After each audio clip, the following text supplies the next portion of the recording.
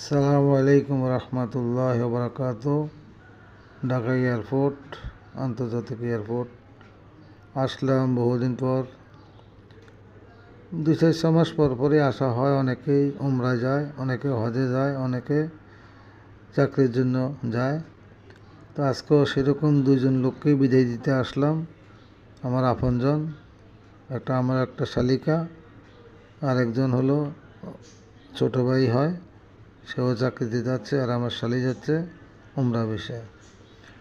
তো এয়ারপোর্টে এসে ভালো মন্দ দুইটাই লাগলো। সেটা হলো এই জন্য যে প্রবাসে জীবনে 30টি বছর পার করে আসছি, এখনও সেই প্রবাসকে ভুলতে পারিনি।